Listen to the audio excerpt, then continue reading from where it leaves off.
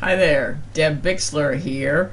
I'm going to share with you a secret on how to get to more yeses, because everybody wants more yeses, and that's what I hear so often is like, how do you get people to say yes, right? Well, if you're willing to take a commitment to improve your skills, there are some techniques that you can use to give you more yeses. And we all love to hear yes, and yes is the key to more sales in any direct sales business. So I'm going to give you a simple system. It's a secret to boost your number of yeses so that you can increase your sales and make more money.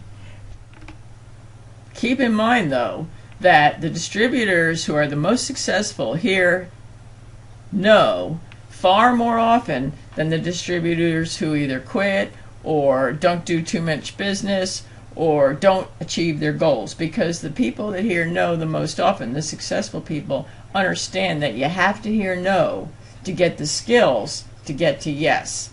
And of course only 1 in 10 say yes, so they recognize that and don't get discouraged. So keep in mind that it's really important to understand that no is your path to yes, and it's going to give you the skills as well. So I'm going to give you a system that will work in your business, guaranteed. A system that's proven will work in any sales business no matter what the product line or business model is. So the system to getting more yeses, and we'll talk more about each point for a little bit, is to, number 1, build rapport through small talk. Most people just kind of walk up and hit them over the head, say, hey, do you want to have a party? So developing a rapport, even if they're your best friend, you have to develop a rapport before you pop the question. During the rapport building session, get them to say yes.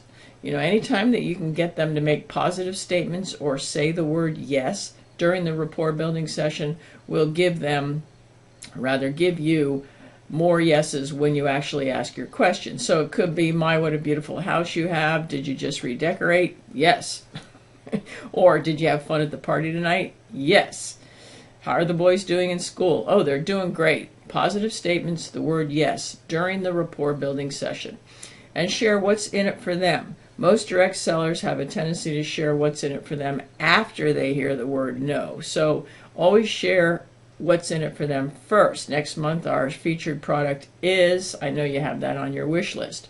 Our special of the month in January is double host bonuses because people are worried about bad weather. Just sharing what's in it for them. I'm going to teach you fun, fast, and healthy recipes, or I'm going to teach you how to look 20 years younger. Just what's in it for them before they say no. And then also during the rapport building session, compliment them. A simple compliment during your conversation. My, you have a beautiful house, or I bet you have a ton of friends. Anything you can say during the rapport building session will improve the likelihood of a yes in the end. And then utilizing the 10-second rule. Never talk for more than 10 seconds without ending it in a question.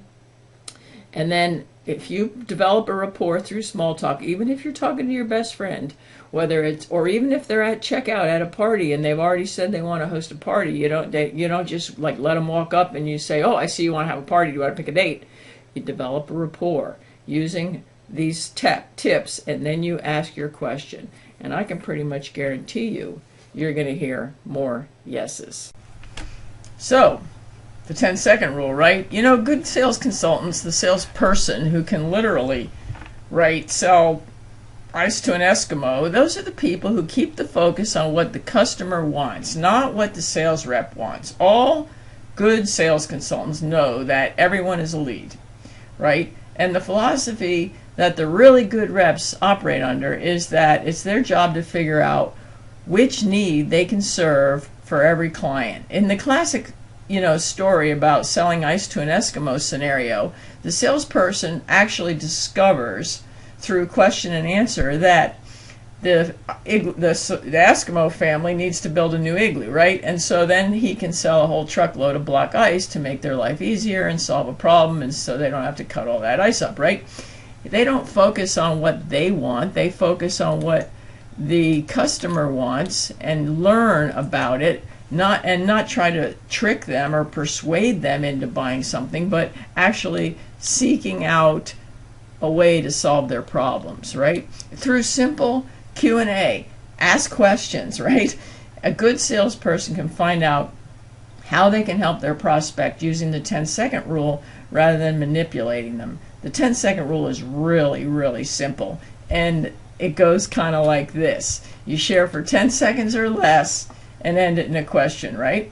And then you listen to what they're saying and share for 10 seconds or less with more clarifying information and ask another question. And then you listen, share for 10 seconds or less and more clarifying information. When you do this at the grocery store, with your kids, with your family, with your husband, with people at your party, what happens is you keep the focus on them. You're not talking about what you want to talk about, and you find something that you can serve. The goal in the 10-second rule is to keep the focus on others, whether it be personal or business.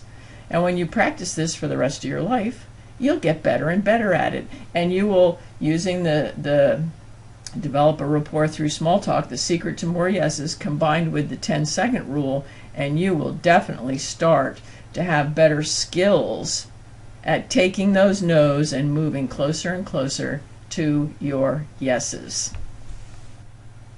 So at this point, the question that I'm most often asked is, well, what kind of question do I ask? That's like irrelevant. You can ask anything.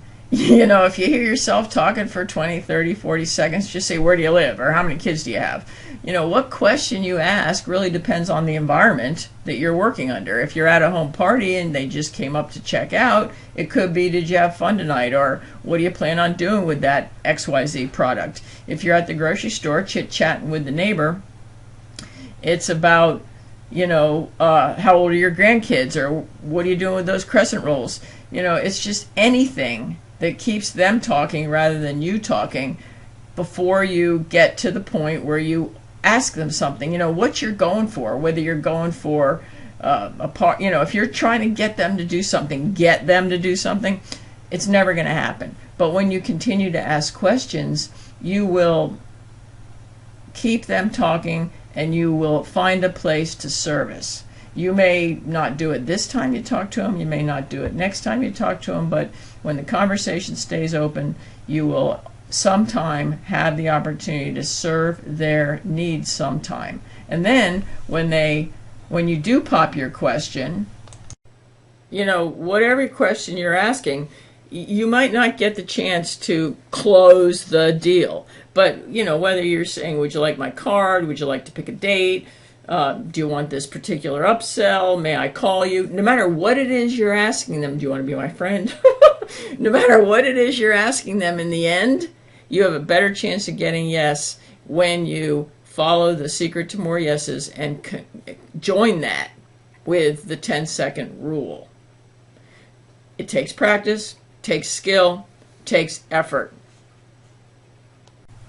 But I can pretty much guarantee you, when you practice this and get better at this, you will get to yes more often than you used to. Go for it. Deb at debbixler.com. Visit cashflowshow.com as well for more party plan specific tips. Talk to you later.